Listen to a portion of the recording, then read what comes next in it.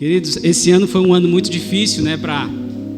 Creio que para a grande maioria de nós. Acho que todos nós tivemos guerras em algumas áreas, algumas áreas das nossas vidas, né? E alguns até perderam alguém conhecido, algum parente e tudo mais. Mas foi um ano atípico, um ano que só nós vivemos, talvez, né? Muito especial e muito difícil, muito combativo. Mas se você está aqui hoje é porque você já está perseverando, né? Você passou por tudo isso. Quantos ficaram pelo meio do caminho? Quantos se desviaram? Quantos usaram a pandemia para se enfraquecer, né? Eu vi o pastor Lucinho falando que se você não se tornou um melhor pai, um melhor filho, um melhor amigo, um melhor irmão, um melhor servo de Deus durante essa pandemia, o ano de 2020, não é falta de tempo, é falta de caráter, né? Então, aleluia, glória a Deus pela sua vida. E eu queria aqui, estou muito feliz quando eu estou aqui. É uma alegria estar aqui, é sempre uma responsabilidade também estar aqui trazendo a palavra do Senhor para nós. E o tema, né, perseverando até que Ele venha. E quando a gente fala desse tema, eu lembro do livro de Apocalipse, né? E eu acho que o livro de Apocalipse é um livro muito incompreendido, porque a gente olha para o Apocalipse e às vezes fica com um pouco de medo, né? Porque sempre a palavra Apocalipse vem associada à destruição, ao fim, ao julgamento. Apesar do significado da palavra Apocalipse no grego, está lá, tirar o véu, revelar. Mas a palavra sempre fica, parece que atrelada à palavra destruição. Mas tem um porquê disso. Porque realmente o livro de Apocalipse é um livro profético. Um livro que ele anuncia uma destruição. Mas não é da igreja, é do diabo. É de Satanás. Ele anuncia, ele prevê que isso vai acontecer quando chegar a hora e chegar o tempo. E é por isso que Satanás não quer que a gente leia o livro de Apocalipse, né? Porque o livro de Apocalipse é tão abençoado que no versículo 1 do capítulo 1 está lá: bem-aventurados aqueles que leem e aqueles que ouvem as palavras da profecia e guardam as coisas nela escritas, pois o tempo está próximo. Então, você que leu esse versículo, você que ouviu apenas esse versículo, você já tem uma bênção sobre a sua vida. E talvez não é coincidência que aqui na igreja houve tantas pregações e ministrações e ensinos do livro de Apocalipse, né? Tem um objetivo.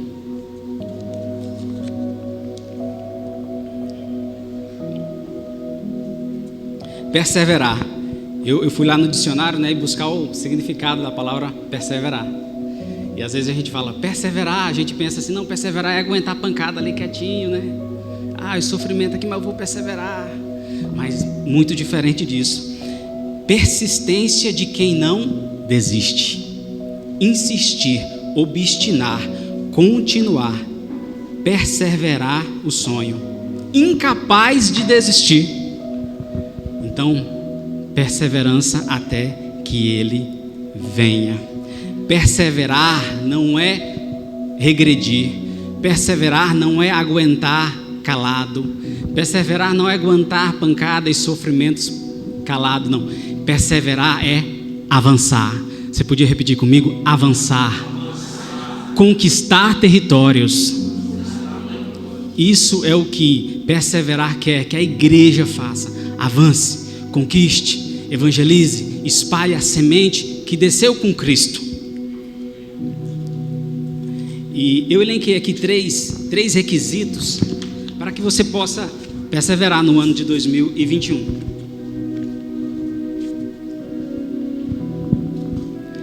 E o primeiro convite o primeiro requisito é aceitar o convite. Um dia foi feito um convite para você e você aceitou Jesus.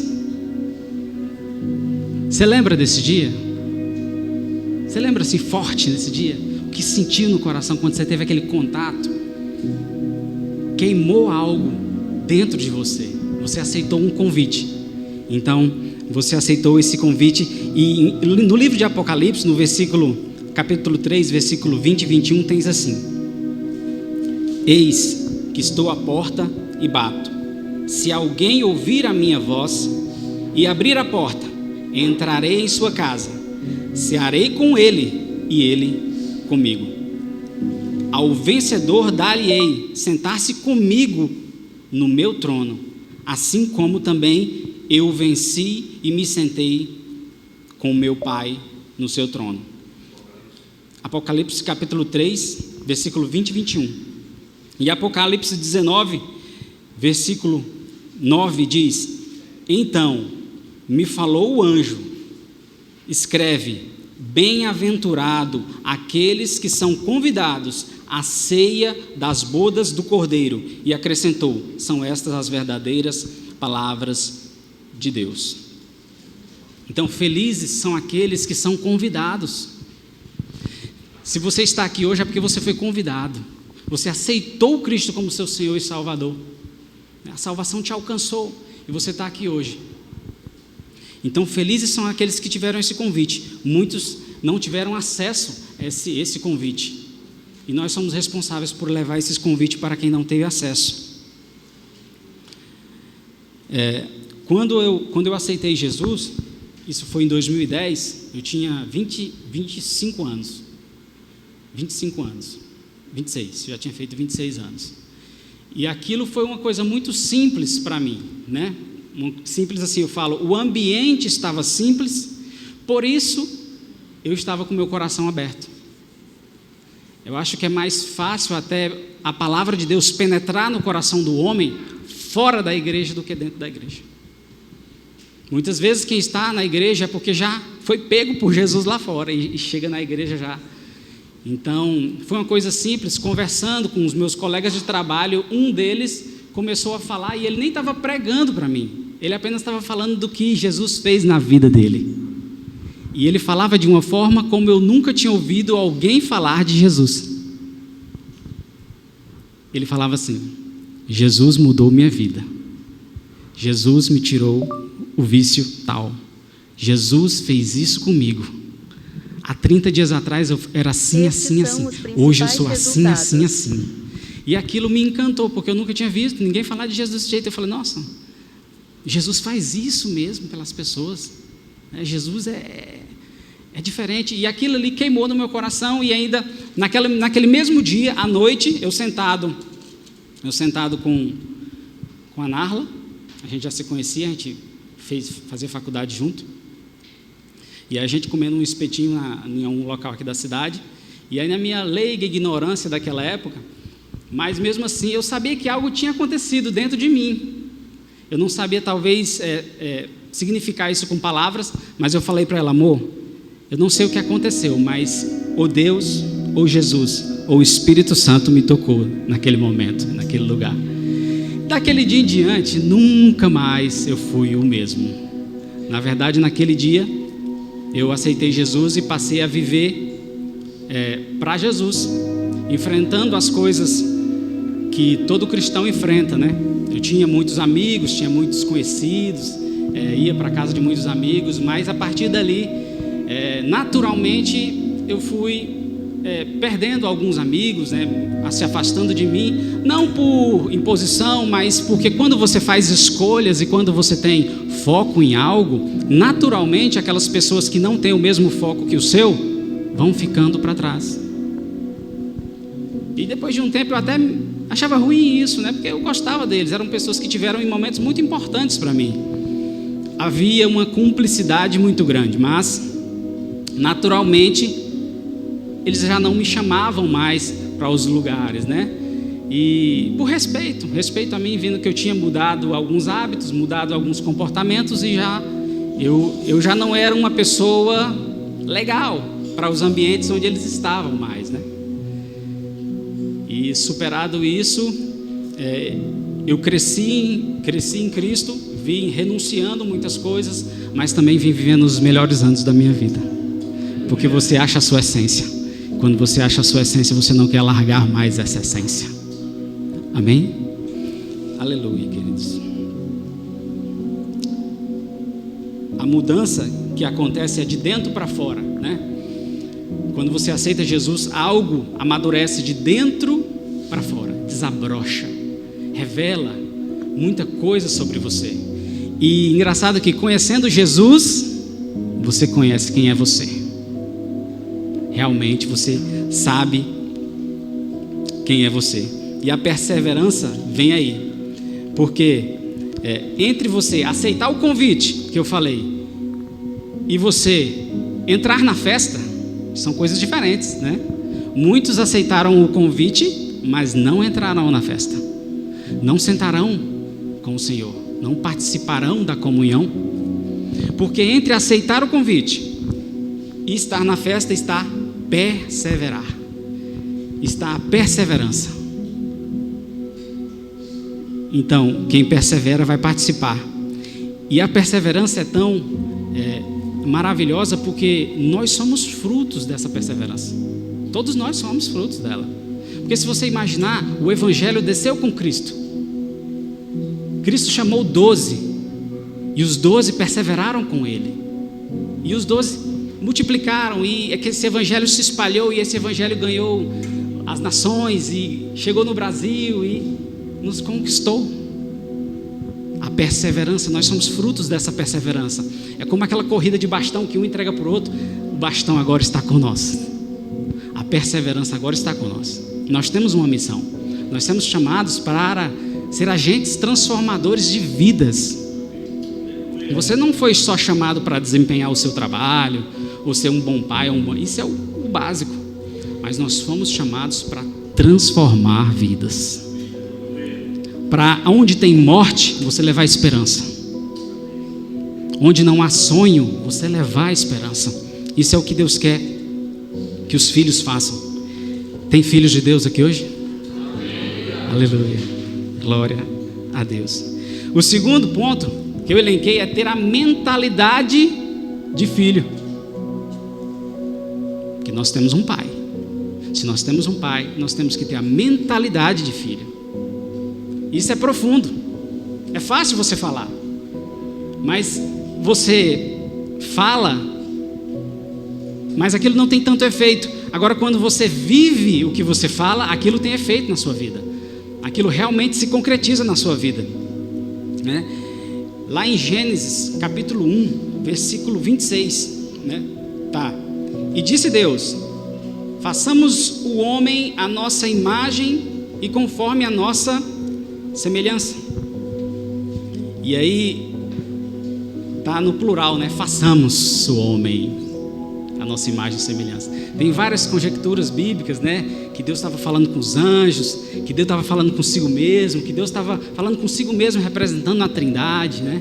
Mas fato é que tá: façamos o homem a nossa imagem e semelhança. E essa imagem e essa semelhança é representado não por um corpo físico ou uma aparência física parecida com Deus, mas com os atributos e as qualidades que Deus colocou dentro de você. Ele fez os animais, mas quando ele chegou no homem, ele colocou amor, ele colocou a capacidade de se relacionar, ele colocou os sentimentos, ele colocou a inteligência, o poder de decidir, o livre-arbítrio. Por isso que ele falou: vamos fazer o homem à nossa imagem e à nossa semelhança.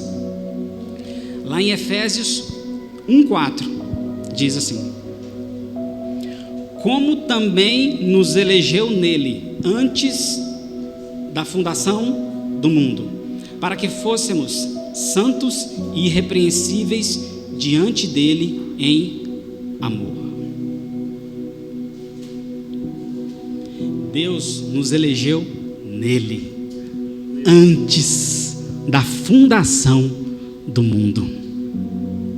Então era como se ele estivesse ali gerando o homem, e aí ele fez o jardim. Quando o jardim estava pronto, ele tirou o homem e colocou no jardim. Ah, mas ele não fez do pó, formou, ele deu forma ao homem do pó. Mas Efésios diz que a nossa origem, ela é divina, nós somos gerados nele antes da fundação do mundo. Aí às vezes alguém fala: não, mas desde o ventre da minha mãe eu fui rejeitado. Ei, olhe para onde você veio. A sua vida não começou ali, a sua vida começou dentro do Senhor. Foi um plano e um sonho dele. Amém? Glória a Deus. Repita assim comigo: eu Sou separado. Nós somos separados, não tem para onde você fugir. E glória a Deus por isso. Glória a Deus por isso. Em 1 João 3,1 diz: vejam como é grande o amor que o Pai nos concedeu, sermos chamados filhos de Deus, o que de fato somos. Por isso, o mundo não nos conhece, porque não o conheceu. Nós somos filhos de Deus. Eu e você somos filhos de Deus. Então imagina, Deus amou o mundo de tal maneira de dar o seu Filho gênito para todo aquele que nele crê, não pereça, mas tenha a vida eterna. Então Deus deu Jesus. E ainda Deus nos deu a maravilha de que todo aquele que nele crê, todo aquele que aceita Jesus como seu Senhor e Salvador, seja filho. Se eleve à condição de filho. E Ele nos faz isso não só da boca para fora, mas Ele faz que a gente tenha a mentalidade de filho, que a gente se comporte como um filho, que muda tudo, muda todo o panorama. E a necessidade de você ter uma mentalidade de filho, ela é importante para que você conquiste território, para que você avance no Evangelho, para que você ajude a estabelecer o reino de Deus na terra. Lá em Josué 5, capítulo 5, versículo 2, fala assim: naquele tempo, disse o Senhor a Josué: faze facas de pederneiras e passa de novo a circuncidar os filhos de Israel. Mais à frente, no versículo 9, diz: disse mais o Senhor a Josué: hoje removi de vós o opróbrio do Egito, pelo que o nome daquele lugar se chamou Gilgal, até o dia de hoje. Josué capítulo 5, versículo 2 e 9. Então, quando Josué conduziu o povo, quando era para entrar na Terra Santa, Deus falou: ei, vamos circuncidar o povo. Esse vai ser o sinal da minha aliança com o povo. Feito isso, Deus fala: hoje removo a mentalidade de escravo e implanto a mentalidade de filho.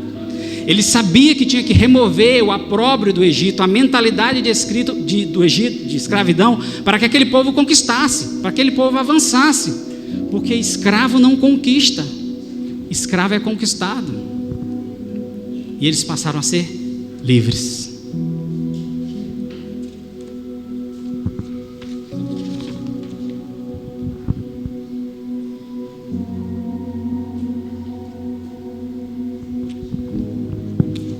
Naquele tempo a circuncisão era no prepúcio, mas agora, graças a Deus, a circuncisão é no coração.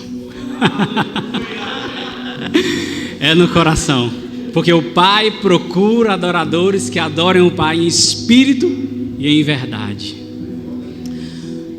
Agora a igreja vive um tempo de que o externo pouco importa, mas o que importa é o coração, é o seu coração.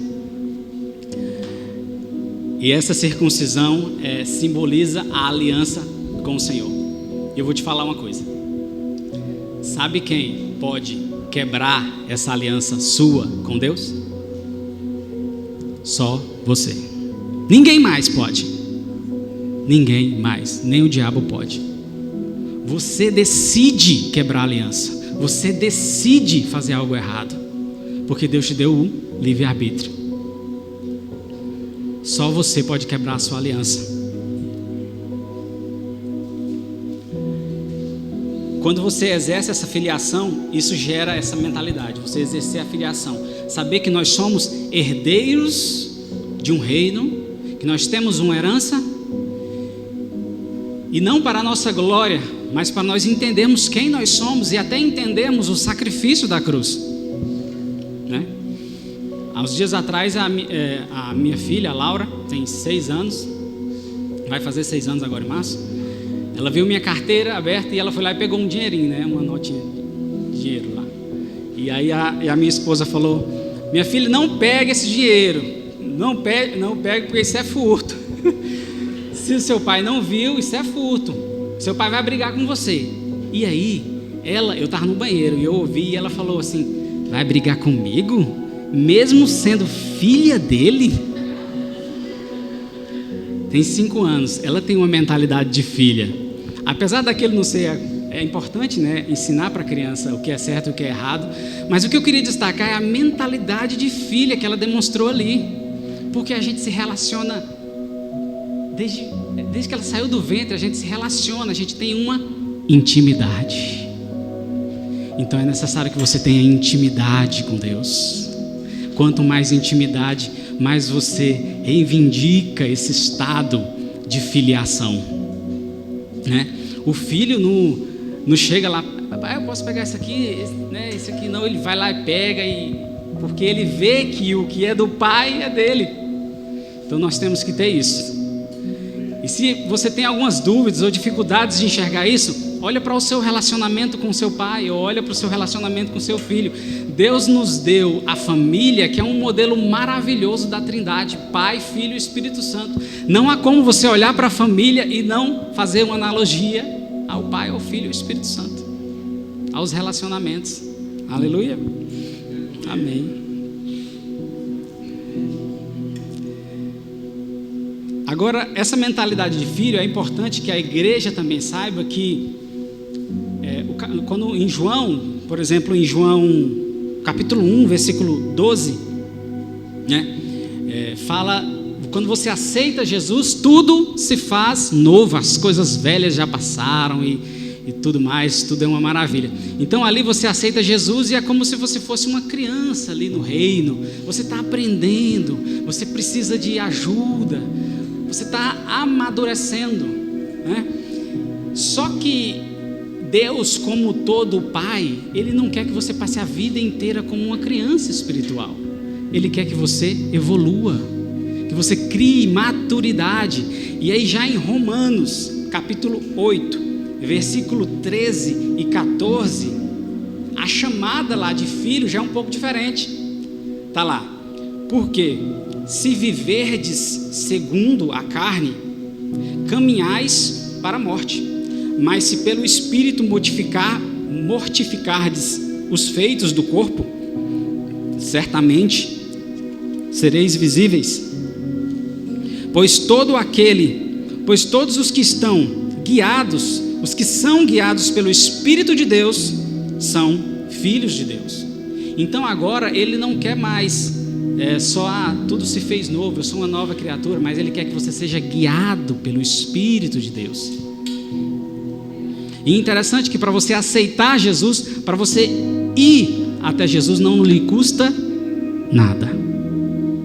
Agora, para você seguir Jesus, aí lhe custa tudo. É diferente, porque já faz parte de uma vida de decisões, de hábitos, de renúncias. E a igreja, eu sinto que a igreja é chamada para esse tempo de maturidade espiritual. E o último item que eu elenquei aqui: saber quão grande é o amor do Pai.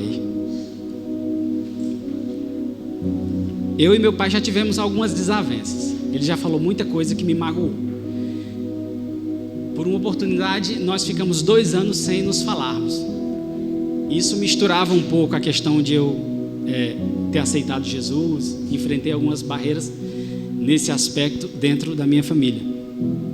Hoje a gente já fala, tudo bem, graças a Deus está bem melhor.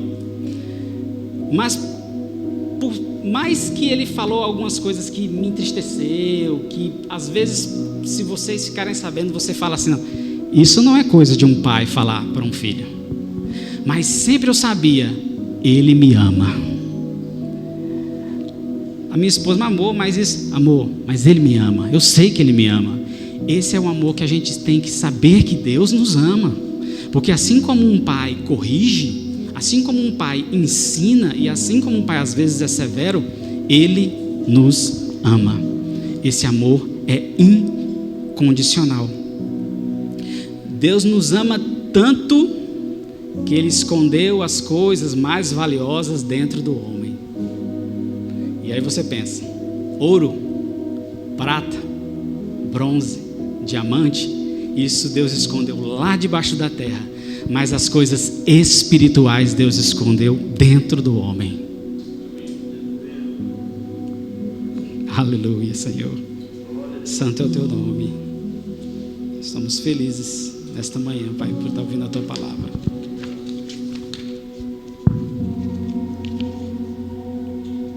Ou não sabeis que dentro de vós fluirão rios de água viva? Tudo o que você precisa, as respostas que você procura, elas não estão no externo, elas estão no interno. Tudo que você vai ter, ser e fazer está dentro de você. Não precisa procurar fora. Agora, como eu falei no culto de jovens, o último que eu preguei, o que basta é nós termos a atitude de, sabe o quê? Entrar dentro do quarto, fechar a porta e se entregar para o Senhor.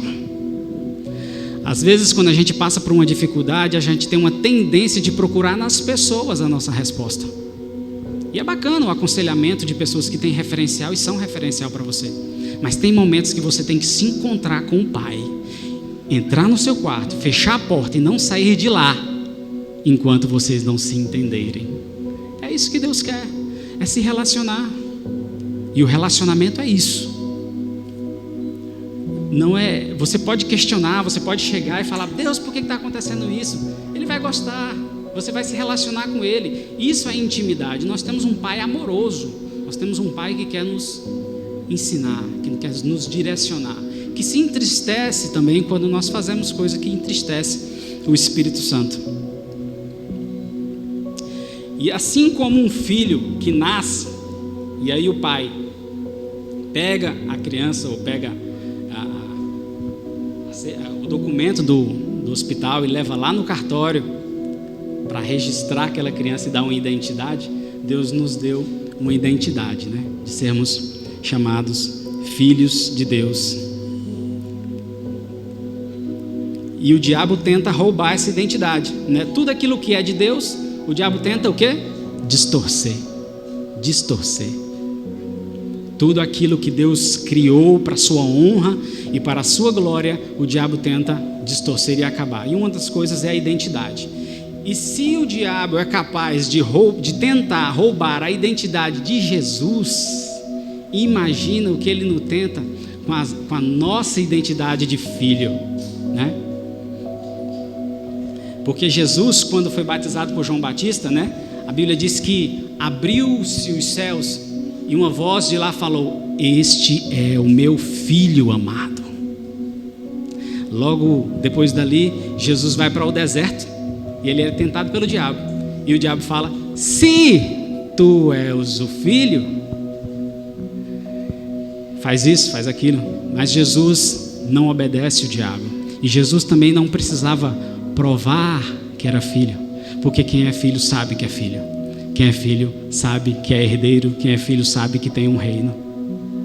E é isso que nós temos que tomar posse, essa autoridade que Jesus naquela oportunidade citou a palavra, né? Porque o diabo, ele quer nos prender lá no passado. Não, você não é filho de Deus, porque você lembra aquela época que a gente era brother, você fez isso? Lembra isso? Lembra aquilo? E ele quer trazer vergonha para nós. E nós, limitados que somos, a gente consegue enxergar o presente. Mas existe aquele que consegue nos enxergar lá no futuro. E ele sabe muito bem onde nós estaremos daqui a alguns meses, daqui a alguns anos. Quantas vidas vão ser convertidas só de olhar para a servidão de um filho de Deus, né? A terra clama pela manifestação dos filhos de Deus. E ele nos deu um pastor, ele nos deu um referencial. A queda de Adão comprometeu tudo. A cruz de Cristo regenerou tudo. A cruz de Cristo regenerou tudo. E Ele nos deu um referencial que ao mesmo tempo era 100% Deus e 100% homem, que sofria como nós sofríamos. Tanto é que quando estava no Getsemane, Ele sofria tanto que Ele falava: Senhor, Pai, se for possível, passa esse cálice para lá, mas que não seja feita a minha vontade, mas seja feita a tua vontade. A Bíblia diz que Jesus suou sangue. Então Ele era 100% humano também como nós, e 100% Deus. E quando Cristo está no centro da nossa vida, todas as áreas vão bem. Todas as áreas vão bem. Buscai primeiro o reino dos céus e a sua justiça, e as demais coisas nos serão acrescentadas. Nós devemos correr atrás do reino. Nós devemos buscar em primeiro lugar o reino, porque as outras coisas, um emprego, uma remuneração, realizações pessoais, de família, essas coisas elas vão correr atrás de nós. Elas vão ser acrescentadas naturalmente. E Ele nos ama tanto, que lá em Isaías, capítulo 49, versículo 15, diz: acaso pode uma mulher esquecer-se do filho que ainda mama, de sorte que não se compadeça do filho do seu ventre? Mas ainda que esta viesse a se esquecer dele, eu, todavia, não me esquecerei de ti. A maior referência que nós temos abaixo do Senhor de amor é o amor de mãe. A maior. E aqui a palavra diz: pode uma mulher esquecer-se do filho que ainda mama? Não é nem do filho que está grande, é do filho que ainda mama. E continua: de sorte não se compadeça do filho do seu ventre, mas ainda que viesse a acontecer, ou Jesus fala, ainda que sua mãe te abandone, ainda que você seja desprezado no ventre, mas eu não me esquecerei de ti. Porque Ele olha para nós como filhos. Ele sabe que nós fomos gerados nele antes da fundação do mundo. E nós temos que desenvolver o amor de Cristo em nossos corações. E o último ponto, para encerrar, diga glória a Deus. Sabe o que Deus tem para com você? Fidelidade geracional. Deus, a fidelidade que você tem com Deus, ela é capaz de alcançar as suas gerações. E eu lhe provo isso. 1 Reis, capítulo 11, versículo 11 a 13. Essa é uma das passagens que eu mais gosto na Bíblia. É 1 Reis, capítulo 11, versículo 11 a 13.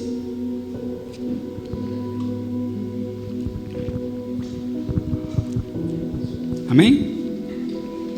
Por isso disse o Senhor a Salomão: visto que assim procedestes e que não guardastes a minha aliança, nem os meus estatutos que te mandei, tirarei de ti este reino e darei a teu servo. Contudo, não farei nos teus dias por amor a Davi, teu pai. Da mão de teu filho o tirarei. Todavia, não tirarei o reino todo. Darei uma tribo ao teu filho por amor a Davi, meu servo, e por amor de Jerusalém que lhe escolhi. Nessa época da vida, Salomão tinha quebrado a aliança com Deus, tinha feito coisas que não eram para ser feitas, e Deus chega e fala: Salomão, rasgarei o trono de Israel das tuas mãos. Mas não farei isso com você, farei isso do teu filho, por amor ao meu servo Davi.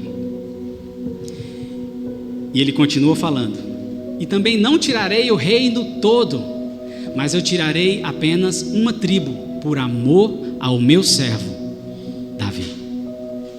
Então a fidelidade geracional de Deus é capaz de alcançar as nossas gerações. É por isso que tantas vezes na Bíblia a gente vê: eu sirvo ao Deus do meu pai, eu sirvo ao Deus de Israel, eu sirvo ao Deus de Jacó, eu sirvo ao Deus de Isaac. E que maravilha vai ser a gente ter os nossos filhos, os netos, os nossos bisnetos, e eles falarem: eu sirvo a um Deus do meu avô, eu sirvo a um Deus do meu pai, eu sirvo a um Deus do meu tataravô. Isso é fidelidade geracional. Eu queria que você ficasse de pé, por favor.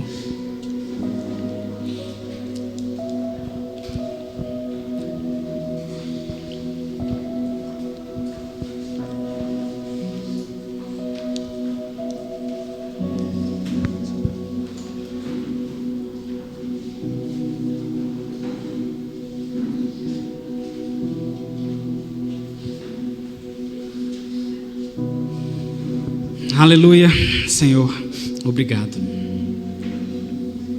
Eu queria ler para você, eu queria mais um minutinho da sua atenção para o que eu vou falar. Eu queria ler algo que eu escrevi aqui, eu queria do meu coração compartilhar com você. Perseverando até que ele venha. Ele que veio como servo, mas voltará como Senhor. Ele que morreu como cordeiro, mas vive como leão. Ele que veio montado em um jumentinho e voltará num cavalo branco.